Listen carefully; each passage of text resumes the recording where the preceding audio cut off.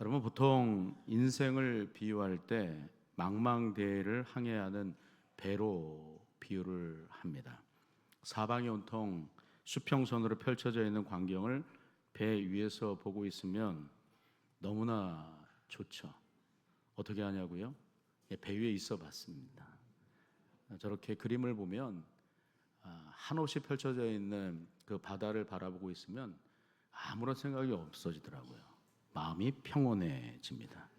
하지만 예상치 못한 비바람이라든지 폭풍우가 몰아치면 그 평온했던 마음은 언제 그랬냐는 식으로 금방 사라져 버립니다. 이처럼 인생은 망망한 바다 한가운데 떠 있는 배처럼 평온하기도 하고 또 이 갑작스러운 폭풍우와 같은 어려움, 낭패를 만나기도 합니다. 인생은 밤과 같은 시간들이 있습니다. 앞에 보이지 않아서 늘상 제자리 걸음만 하는 그런 상황을 맞닥뜨릴 때가 있죠. 또는 뒤로 멈칫할 때도 있습니다. 큰 근심이 생겨서 마음이 답답할 때도 있습니다. 특히 작은 일이든 큰 일이든 마음이 무너져 버릴 때는 어떻습니까? 마음이 무너져 버리면 정말 힘든 것이죠. 지금까지 잘 감당해 왔는데 한순간에 마음이 무너져 버릴 때가 있어요. 하지만 그때 지혜자는 이렇게 말씀합니다. 잠언서 4장 23절의 말씀을 보시면 모든 지킬 만한 것 중에 더욱 네 마음을 지키라. 생명의 근원이 이에서 나매니라 말씀합니다. 또 잠언서 16장 32절을 보니까 이렇게 얘기를 하더라고요. 한번 같이 한번 읽어보겠습니다. 시작. 노하기를 더디하는 자는 용사보다 낫고 자기의 마음을 다스리는 자는 성을 빼앗는 자보다 나으니라. 자기 마음을 다스리는 자, 성을 빼앗는 자보다 낫다. 이렇게 표현을 해요. 북이스라엘의 왕 아합과 이세벨의 때에는 굉장히 경제적으로 부흥을 했습니다. 커다란 부흥이 있었어요. 하지만 경제적으로 부흥한 것에 반해서 우상 숭배가 온 나라 안에 가득했습니다. 그때의 대표적인 우상이 무엇이었는가 하면 바알과 아세라였는데 이 바알과 아세라를 아합이 공공연하게 섬기도록 허용을 하는 거예요. 그들에게 850명 바알과 아세라를 섬기는 제사장들까지도 세웁니다. 그런데 그들을 상대로 선지자 엘리야가 등장을 하죠. 엘리야는 850명이나 되는 우상을 섬기는 제사장들과 이스라엘 땅에서 누가 참신인지를 겨루게 되는데 이 갈멜산 위에서 이스라엘 백성들을 모두 모아놓고 불로 응답하는 신이 이스라엘의 참 신이라 하자 대결을 합니다. 그때 바알과 아세라를 섬기는 제사장들 850명이 자기들의 신들을 부르면서 불을 내려달라고 광란의 행동을 하기 시작합니다. 그런데 불이 내리지 않아요. 그 다음으로 엘리야가 살아계신 하나님의 이름을 부릅니다. 하나님이 불로 응답하십니다. 여호와의 불이 임하니까 백성들이 바알과 아세라 선지자들을 잡아서 기손 시내가에 모조리 다 죽여버립니다. 여러분, 이 일이 무엇을 말하는 것일까? 이스라엘의 하나님께서 살아계시다라고 하는 것을 보여주는 것이죠. 이스라엘 땅에 하나님이 진정한 왕으로 계심에도 불구하고 어찌하여 너희는 우상을 섬기느냐? 왕과 백성들에게 일침을 가하는 것입니다. 이처럼 놀라운 하나님의 역사를 모두가 다 보게 됩니다. 그런데 그 이후에 얼마나 악이 기승을 부리는지 자신의 제사장들이 죽었다는 이 소식을 들은 이세벨이 아합의 아내 이세벨이 엘리야에게 사신을 통해서 메시지를 전달을 합니다. 그 말을 듣는 엘리야의 마음이 금방 무너져 버리는 거예요. 그 말씀이 오늘 열왕기상 19장 2절의 말씀인데 한번 말씀 같이 한번 읽어볼까요? 같이 읽습니다. 시작. 이세벨이 사신을 엘리야에게 보내어 이르되 내가 내일 이맘때에는 반드시 네 생명을 저 사람들 중 한 사람의 생명과 같게 하리라. 그렇게 하지 아니하면 신들이 내게 벌 위에 벌을 내림이 마땅하니라. 이세벨의 전하는 메시지를 듣고서 엘리야의 마음이 녹아져 버립니다. 마음이 무너져 버린 엘리야, 이런 고백을 합니다. 열왕기상 19장 4절 하반절의 말씀인데 여호와여 넉넉하오니 지금 내 생명을 거두시옵소서. 나는 내 조상들보다 낫지 못하니이다. 이렇게 고백을 해요. 지금 내 생명을 거두시옵소서. 이 말씀이 무슨 말입니까? 죽여달라고 하는 거 아니에요? 강하고 담대하여서 850대 1로 싸워서 하나님의 살아계심을 보여주었던 엘리야의 마음이 한순간에 무너져 버리는 거예요. 엘리야가 이렇게 무너져 버렸다고요. 오늘 이 말씀을 받는 우리들은 어떻겠습니까? 엘리야도 그랬는데 우리라고 별 수 있겠어요? 우리도 얼마든지 폭풍우와 같은 어려움이나 고난이나 또 질병이나 악하고 날카로운 말들이나 거친 행동들이 순식간에 우리의 삶 가운데 쑥 들어오면 우리는 마음이 움츠려들고 또 어려워질 수가 있는 것이죠. 이런 일들을 경험하면 누구라도 예외가 되지 않습니다. 그럴 때 우리는 더욱 어떻게 삶을 살아야 하는가? 말씀과 성령의 위로와 격려와 칭찬과 사랑을 베푸시는 하나님 앞에 나아갈 수 있어야 하는 줄로 믿습니다. 초콜릿 군병이라고 하는 책이 있어요. 초콜릿으로 만들어진 군병은 굉장히 섬세합니다. 아름답습니다. 만질 수도 없습니다. 그런데 아무리 섬세하고 아무리 아름다운 군병이라 할지라도 불에 닿으니 녹아버리는 거예요. 하나님의 명사는 어떠해야 됩니까? 주님으로 인해서 강하고 담대한 마음, 주님께서 주시는 그 은혜, 주님께서 그 주시는 은혜로 강하고 담대한 삶을 살 수 있어야 하는 줄로 믿습니다. 우리 주님의 강한 일꾼들이라고 하는 거예요. 하나님 말씀 앞에서 하나 은혜를 주십시오. 하나님 앞에 늘상 엎드리는 그런 삶을 우리 살 수 있어야 하는 줄로 믿습니다. 그런 일 속에서 오늘 본문 바울의 마음이 어떠한지 우리에게 너무나도 잘 말해주는 말씀이라고 할 수 있지 않습니까? 바울의 마음이 어떠했겠어요? 심히 두렵죠. 힘겨운 밤이라고 말할 수 있습니다. 예루살렘으로 올라가면 결박과 환란이 기다린다라고 하는 것을 이미 들어서 알고 있는 바울이었어요. 그럼에도 불구하고 실제로 어려움을 당하니까 어떻습니까? 마음이 답답한 것이죠. 마음이 두려운 거예요. 걱정이 밀려옵니다. 잘 버텨낼 수 있을까? 잘 이겨낼 수 있을까? 앞으로 나아갈 수 있을까? 이런 마음이 밀려오는 것입니다. 지난번에 성령으로부터 바울이 듣게 된 말씀, 예루살렘에 들어가게 되면 결박과 환난, 고난이 기다린다라고 하는 것이었어요. 사도행전 20장 23절의 말씀은 이렇게 말합니다. 오직 성령이 각 성에서 내게 증언하여 결박과 환난이 나를 기다린다.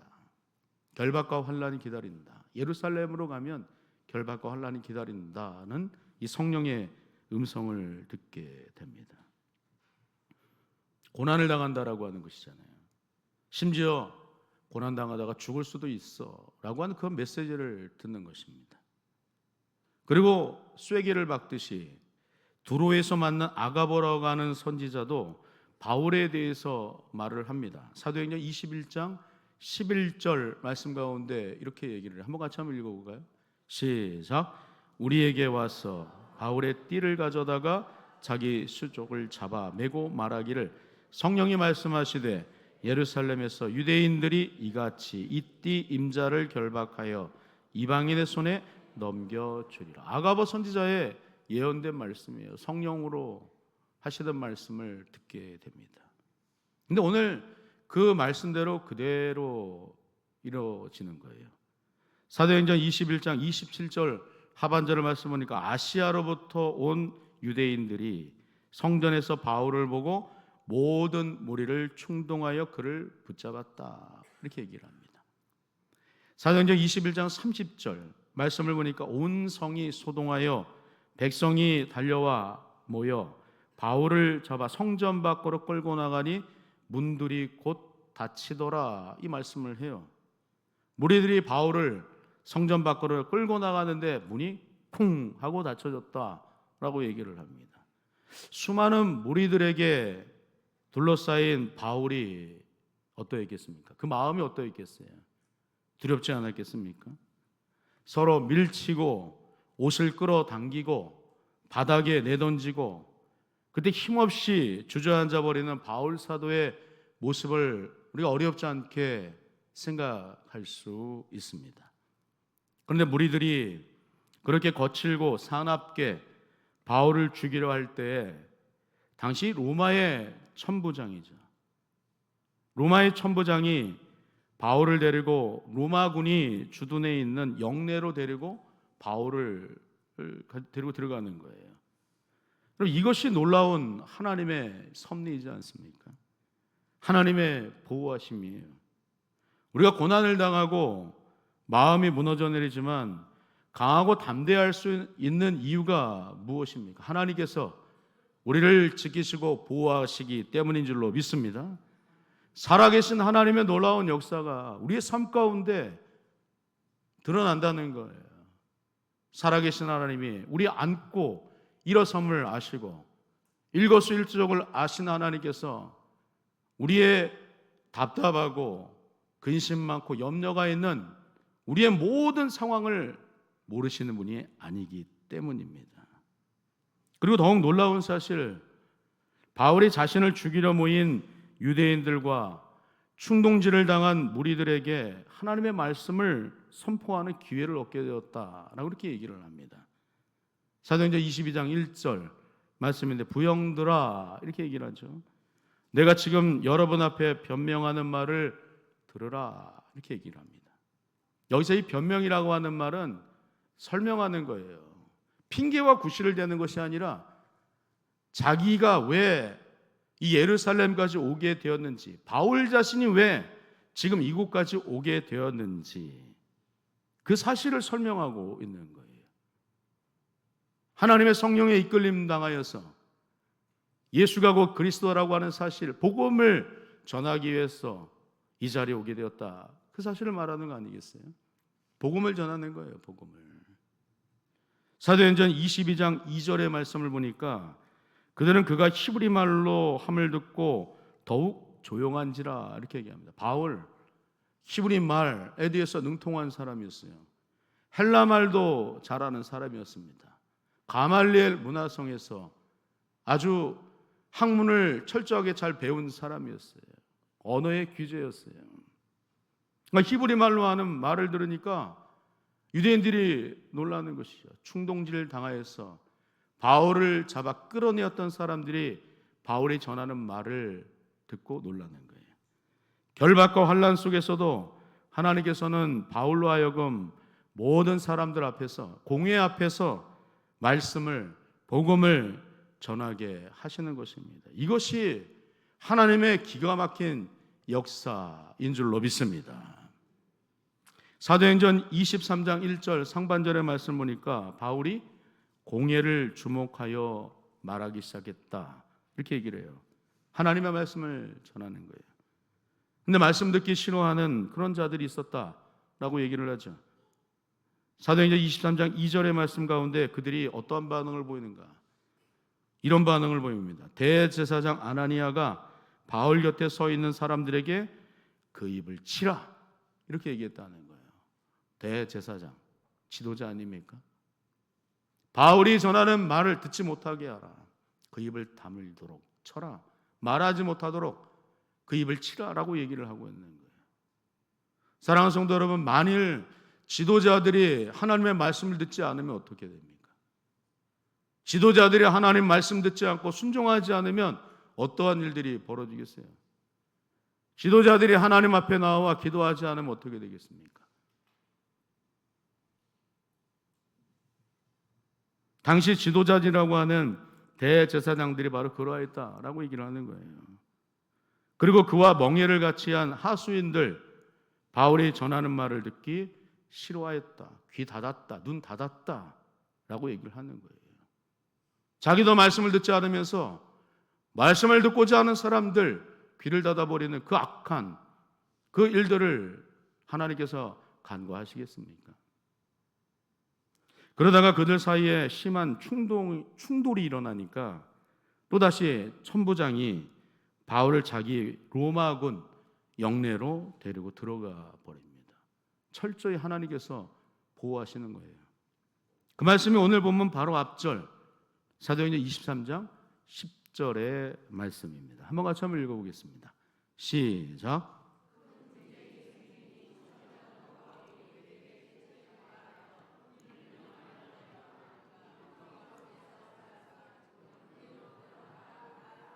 큰 분쟁이 생겼어요.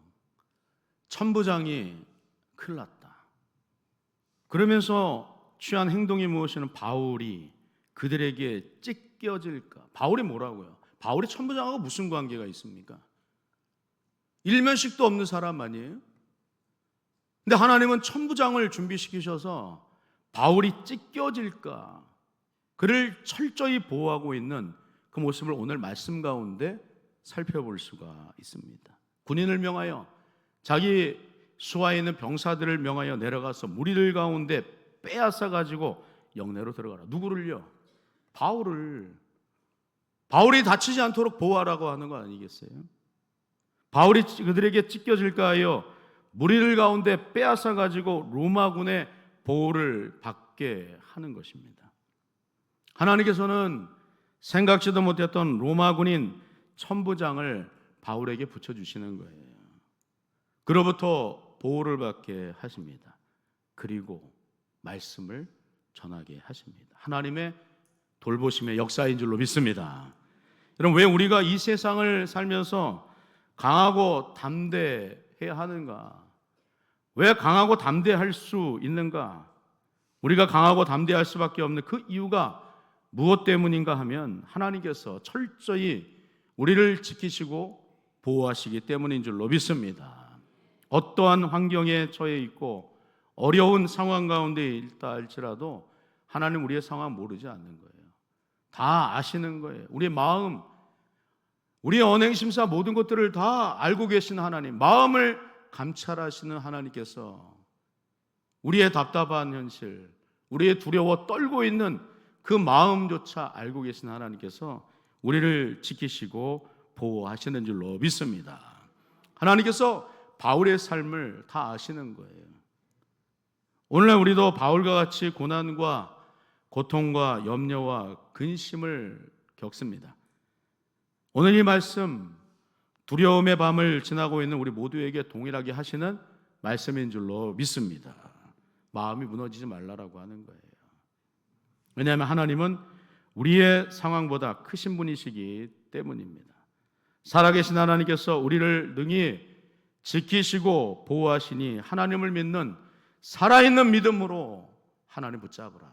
하나님 도우시는 하나님이신 줄로 믿습니다. 사무엘상 24장의 말씀을 보니까 다윗이 엔게디 광야에 있다는 소식을 듣고서 이 사울은 자신의 명령에만 복종하는 정예부대가 있었어요. 그 정예부대가 몇 명이나 되었는가 하면 3,000명이나 되었습니다. 이 3,000명의 정예부대는 누구의 말만 듣는가 하면 사울의 말만 듣는 거예요. 사울의 말만 듣는 직할대라고 얘기할 수 있어요. 근데 다윗이 엔게디 광야에 나타났다는 소식을 듣고 사울이 포고령을 내리는 거죠. 다윗을 잡아라. 엔게디 광야로 3,000명 일제히 달려나갑니다. 다윗을 샅샅이 찾으려고 수색을 해요. 근데 때마침 사울이 배가 아픈 거예요. 용변이 보고 싶어서 굴에 들어가서 용변을 보는데 그때 그 안에는 누가 숨어 있는가 하면 다윗이 숨어 있지 않았어요? 용변을 보고 있는 사울의 겉옷자락을 살며시 잘라냅니다. 근데 그러기 전에 다윗 주변에 있던 사람들이 다윗에게 하는 말이 무엇입니까? 다윗이여, 절호의 찬스입니다. 기회입니다. 하나님께서 주신 기회입니다. 사울을 죽입시다. 사울을 죽이면 우린 여기서 이제 쫓기는 생활은 끝나는 거 아닙니까? 사울을 죽입시다. 계속해서 사울을 죽이라고 다윗을 부추기는 거예요. 그러나 다윗은 그들의 말대로 행하지 않습니다. 왜냐하면 사울을 죽일 수 있는 상황이었지만 그보다 더 크신 하나님을 믿었기 때문이에요. 사울 죽인다고 일이 끝납니까? 사울이 다윗에게 있어서 그렇게 큰 존재입니까? 하나님과 비교해 봤을 때 사울 하나로 인해서 인생을 망칠 이유가 없는 거예요. 사울보다 더 큰 하나님을 믿고 신뢰하였기 때문에 다윗은 주변 사람들의 부추김도 만류하면서 그들의 뜻대로 행하지 않습니다. 사울이라는 상황보다 하나님을 더 크게 보았기 때문입니다. 믿음의 눈이 있었기 때문이에요. 그러니까 우리가 강하고 담대해야 할 이유는 그 어떤 상황보다, 어려움보다, 고난보다, 고통보다, 사람들보다 하나님이 더 크게 보여야 하는 줄로 믿습니다. 믿음을 가지고 하나님을 바라볼 수 있어야 하는 줄로 믿습니다.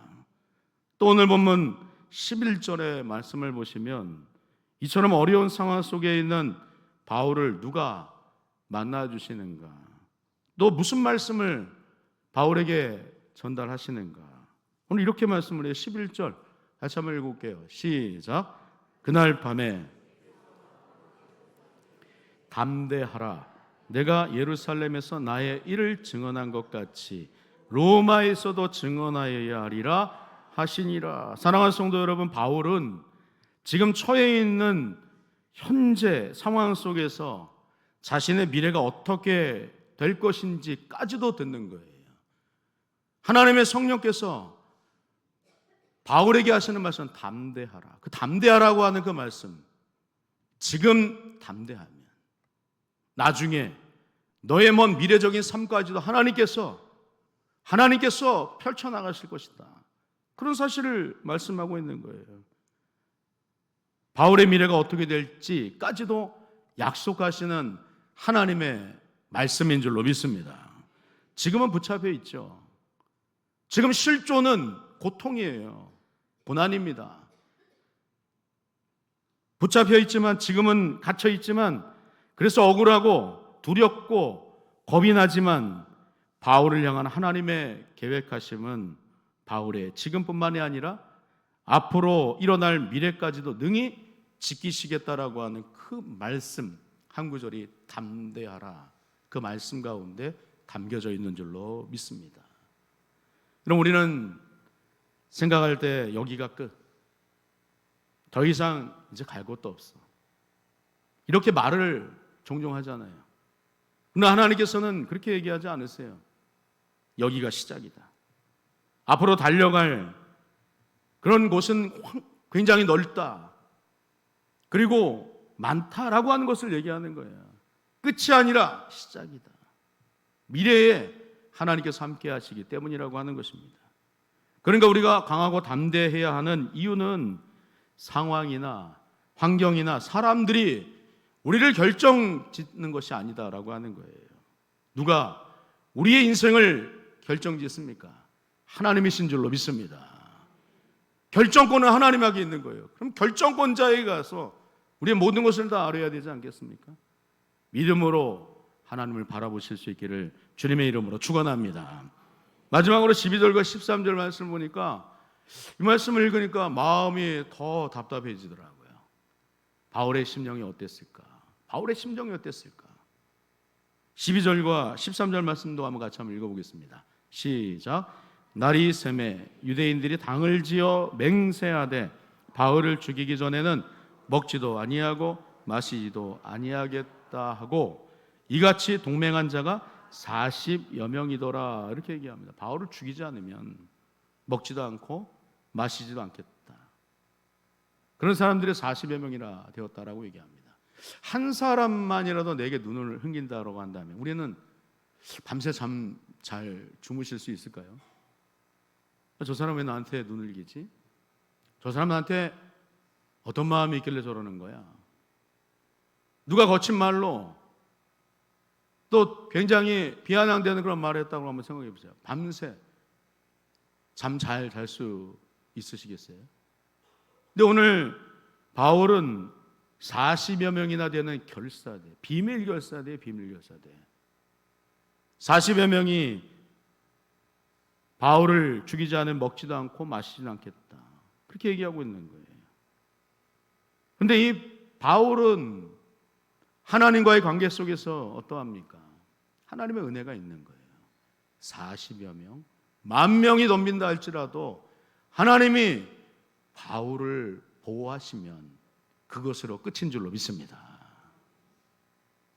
바울은 그런 믿음이 있는 거예요. 은혜가 있는 거예요. 아무도 모릅니다.